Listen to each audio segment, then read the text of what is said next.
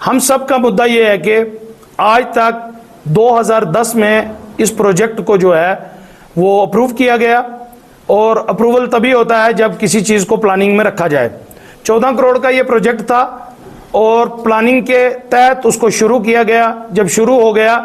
तो बीच में कोई कुछ वक्त के बाद में 7 से 10 करोड़ रुपए जब उसके निकल गए, उसके बाद उस प्रोजेक्ट को बंद कर दिया गया। मेरा सवाल और मुद्दा ये है हम सब की तरफ से कि एक प्रोजेक्ट जो 14 साल पुराना है उसको कंप्लीट नहीं किया गया, और ये जो हमारी 3 तहसीलें हैं, 3 ब्लॉक हैं, 75 पंचायतें हैं, इन सारी की परेशानियों को government of Jammu and Kashmir ने प्लानिंग के तहत मिनी सेक्रेटरीट के एक प्रोजेक्ट को शुरू किया था। लेकिन मुझे आज भी ये कहने में बिल्कुल भी परेशानी नहीं हो रही है कि ये हमारे पॉलिटिकल इनकम्पिटेंस की वजह से, कि जो लोग इक़्तिदार की कुर्सी पर बैठे रहे उनके सामने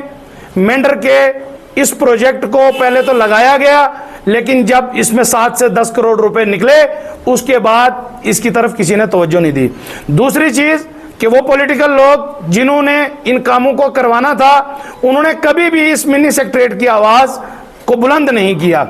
मैं ये पूछना चाह रहा हूं कि एक प्रोजेक्ट जो वायबल था, जो government of Jammu and Kashmir ने चलाने के बाद में ऐसी क्या परेशानी आई, क्या दिक्कत आई कि उस प्रोजेक्ट को एक डब्बा बनाकर रख दिया गया। हमारे लोग बालाकोट से, भरुत्ती से, चंडियाल संग्योट से, गानी बलनोई से आते हैं, एक एक ऑफिस, एक एक घर का एक एक ऑफिस का चक्कर काटने के लिए अलग अलग जगह पे जाते हैं। लेकिन एक मेन मुद्दा आज तक पॉलिटिकल इनकम्पिटेंस की वजह से बना रहा, जिसकी आवाज किसी ने बुलंद नहीं की। हम इस चीज में ये डिमांड करना चाहते हैं कि जो पैसा इस पे निकला है, वो लोग, वो ऑफिसर्स जिन्होंने इस पैसे को विड्रॉ किया है, और अगर पैसा निकला है तो बैलेंस अमाउंट उसमें आज तक क्यों नहीं आया जिससे काम रुका, उसका सवाल हम गवर्नमेंट से भी पूछना चाह रहे हैं और उन रिप्रेजेंटेटिव से पूछना चाह रहे हैं कि जिनके दौरे इख्तिदार में ये काम शुरू हुआ और वो काम आज तक पूरा नहीं हुआ। दूसरा सवाल हमारा ये है कि अगर इस प्रोजेक्ट को पूरा करने के बाद जो अमाउंट उसमें ना आया तो उसका रीजन क्या, इसके पीछे कोई साजिश है क्या, ये वो काम है जिससे पूरे मेंढर के लोगों को फायदा होना था, वो इनकी प्रायोरिटी नहीं है क्या? इनके मफाद प्रस्ती के जो काम है उन्हीं के बीच में इनका आवाज बुलंद करने का इनका काम है। तो मैं इस स्टेज से, इस प्रेस कॉन्फ्रेंस के वसीले से ये पूछना, वसादत से ये पूछना चाहता हूं गवर्नमेंट से, और खासकर एलजी साहब से ये रिक्वेस्ट है मेरी कि इसके ऊपर में हम डिमांड करते हैं कि एक इंक्वायरी बिठाई जाए,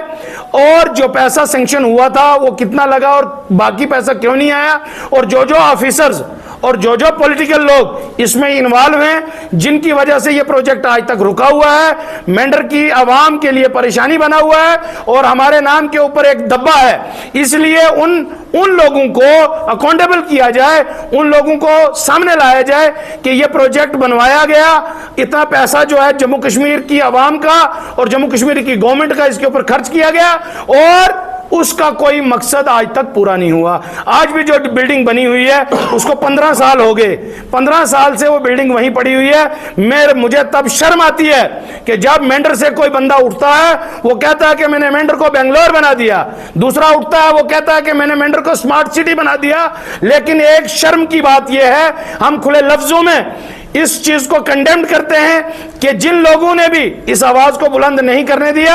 आज के बाद हमारा यह प्लेटफॉर्म इंशाअल्लाह हर जगह पर हर उस चीज को उजागर करेगा, हर उस चीज को आवाम के सामने लाएगा, हर उस बेज़ाब्तगी को गवर्नमेंट के सामने लाएगा जहां पर टैक्स का पैसा पढ़े लिखे नौजवानों की आने वाली जो नस्लें हैं वो कुछ नहीं पा रही हैं इस चीज से, तो उनको इस स्टेज पर लाएंगे। आज का मुद्दा हमारा यही है कि एलजी साहब इसके अंदर जल्द से जल्द इस काम को शुरू करें, इस काम को कंप्लीट करवाएं। यह नौजवानों की, बुजुर्गों की और मेंढर की आवाम की पहचान है। हम सब जो लोग दूर दूर से इसमें आते हैं उनकी आवाज को बुलंद करने के लिए इस प्लेटफॉर्म को हमने इकट्ठा किया है, और इंशाअल्लाह आने वाले वक्त में जो भी मुद्दा जम्मू कश्मीर में खासकर इस मेंढर का होगा उसको हम जम्मू कश्मीर स्टेट लेवल तक, हर उस ऑफिस तक, हर उस ऑफिसर तक, हर उस अवाम के रिप्रेजेंटेटिव तक पहुंचाने की कोशिश करेंगे। जो अवाम की आवाज को दबाना चाह रहे हैं हम उनको दबने नहीं देंगे।